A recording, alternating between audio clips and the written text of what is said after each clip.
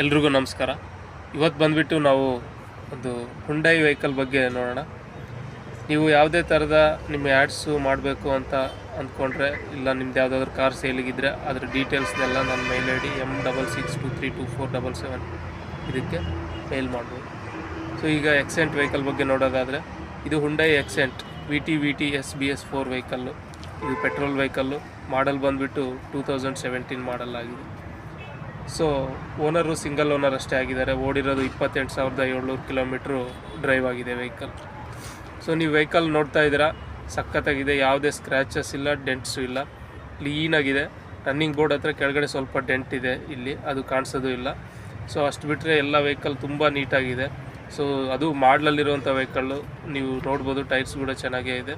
So ಒಳ್ಳೆ vehicle ನಿಮಗೆ available ಅನ್ನೋದು ಇಲ್ಲಿ ಟ್ರೂ ವ್ಯಾಲ್ಯೂ ಚಂದಾಪುರದಲ್ಲಿ ಈ ವೆಹಿಕಲ್ ಅನ್ನೋದು ನಿಮಗೆ ಅವೈಲೇಬಲ್ ಇದೆ. ಓಡಿಸ್ಲಿಕ್ಕೆ ತುಂಬ ಸ್ಮೂತಾಗಿದೆ, ಬಟ್ ಪವರ್ ಜಾಸ್ತಿ ಇರುತ್ತೆ ವೆಹಿಕಲ್ಗೆ. ಸೊ ನೀವು ಬ್ಯಾಕಲ್ಲಿ ಆಲ್ಸೋ ನೋಡಿ, ಯಾವುದೇ ಸ್ಕ್ರ್ಯಾಚಸ್ಸು, ಡೆಂಟ್ಸ್ ಇಲ್ಲ. ಸೆಡನ್ ವೆಹಿಕಲ್ ಆಗಿರೋದ್ರಿಂದ ಇದಕ್ಕೆ ನಿಮಗೆ ಬೂಟ್ ಸ್ಪೇಸು ಜಾಸ್ತಿನೇ ಇರುತ್ತೆ. ಹಿಂದೆ ನೋಡ್ಬೋದು, ಒಳ್ಳೆ ಪ್ರೀಮಿಯಂ ಲುಕ್ಕಲ್ಲಿ ಒಂದು ಸ್ಪೋರ್ಟಿ ಫೀಲ್ ಕೊಡೋಂಥ ಲುಕ್ಕಲ್ಲಿ ಇದು ವೆಹಿಕಲ್ ಇದೆ. ಸೊ ನಾನು ಓಡಿಸಿದ್ದೀನಿ, ತುಂಬ ಚೆನ್ನಾಗಿದೆ. ಗೇರ್ ಬಾಕ್ಸ್ ಮಾತ್ರ ಸ್ವಲ್ಪ ಪ್ರಾಬ್ಲಮ್ ಇದೆ, ಅದನ್ನೊಂದು ಸರಿ ಮಾಡಿಸ್ಕೊಂಡ್ರೆ ಸಾಕಾಗುತ್ತೆ. ಸೊ ಮಿಕ್ಕಿದ್ದೆಲ್ಲ ಪರ್ಫೆಕ್ಟ್ ವೆಹಿಕಲ್, ಹೊಸ ವೆಹಿಕಲ್ ಥರನೇ ಇದು ಅವೈಲೇಬಲ್ ಇದೆ. ಸೊ ನೀವು ವೆಹಿಕಲ್ನ ಕೂಡ ಈ ಕಡೆಯಿಂದ ಎಲ್ಲ ನೋಡ್ತಾ ಇರ್ಬೋದು. ಸೊ ಟೈಲ್ ಲ್ಯಾಂಪ್ಸ್ ಆಲ್ಸೋ ನಿಮಗೆ ಹೈ ರೆಸೊಲ್ಯೂಷನ್ ಟೈಲ್ ಲ್ಯಾಂಪ್ಸ್ನ ಹಾಕಿ ಕೊಟ್ಟಿದ್ದಾರೆ. ನಿಮಗೆ side return indicators also available ಇರುತ್ತೆ. ಟೈರ್ಸ್ನ ಆಲ್ಸೋ ನೀವು ಒಂದ್ಸರಿ ಅಬ್ಸರ್ವ್ ಮಾಡ್ತಾ ಹೋಗ್ಬೋದು. ಟೈರ್ಸ್ ಕೂಡ ನಿಮಗೆ ಚೆನ್ನಾಗೇ ಇದ್ದಾವೆ. ಸೊ ಸೆನ್ಸರ್ ಲಾಕ್ ಅನ್ನೋದು ಇರುತ್ತೆ, ಅಂದರೆ ಸೆಂಟ್ರಲ್ ಲಾಕ್, ಸೆನ್ಸರ್ ಇರೋಲ್ಲ, ಬಟ್ ಸೆಂಟ್ರಲ್ ಲಾಕ್ ಅನ್ನೋದು ಕೂಡ ಈ ವೆಹಿಕಲ್ಗೆ ಅವೈಲೇಬಲ್ ಇದೆ. ಆಟೋಮೆಟಿಕ್ಕಾಗಿ ಮಿರರ್ಸು ಕ್ಲೋಸ್ ಆಗುತ್ತೆ.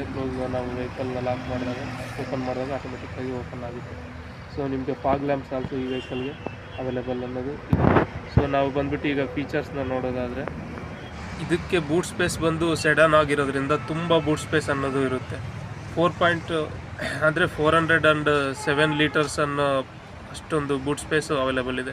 ಸೆಡನ್ ಆಗಿರೋದ್ರಿಂದ ನಿಮಗೆ ಗೊತ್ತಿರುತ್ತೆ, ತುಂಬ ಬೂಟ್ ಸ್ಪೇಸ್ ಇರುತ್ತೆ. ಸೊ ಅಷ್ಟೊಂದು ನೋಡ್ತಾ ಇದ್ದೀರಾ ನೀವು ಎಷ್ಟೊಂದು ಬೂಟ್ ಸ್ಪೇಸ್ ಅನ್ನೋದು ಅವೈಲೇಬಲ್ ಇದೆ.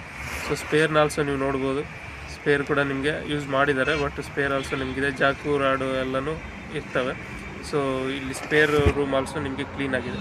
ಸೊ ನಾವೀಗ ಇಂಜಿನ್ಗೆ ಬರೋದಾದರೆ, ಇದು 1.2 ಲೀಟ್ರ್ ಇಂಜಿನ್ ಆಗಿರುತ್ತೆ. ಇದು ಕೂಡ 4 ಸಿಲಿಂಡರ್ ಇಂಜಿನು.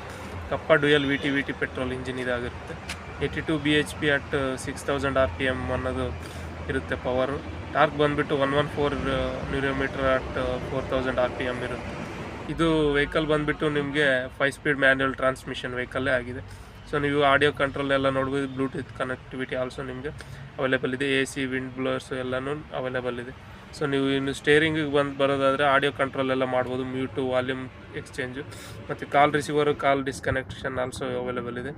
ರಿಸೆಟ್ ಮಾಡೋದು ಎಲ್ಲ ಅಲ್ಲಿ MIDಯಲ್ಲಿ, ಮತ್ತು ಟ್ರಿಪ್ ಏನಾದರೂ ನೋಡೋದು ಇದೆ.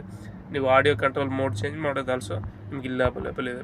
MIDಯಲ್ಲಿ ಪೆಟ್ರೋಲ್ ಇರ್ಬೋದು, ಓಡೋಮೀಟ್ರು ಇದೆಲ್ಲನೂ ತೋರಿಸುತ್ತೆ. ಮತ್ತು ನಿಮಗೆ ಇದಕ್ಕೆ ಆಲ್ಸೋ ಇನ್ಸೈಡಲ್ಲೇ ನಿಮಗೆ ರೇರ್ ವ್ಯೂ ಮಿರರ್ಸ್ನ ಕಂಟ್ರೋಲ್ ಅನ್ನೋದು ಇರುತ್ತೆ.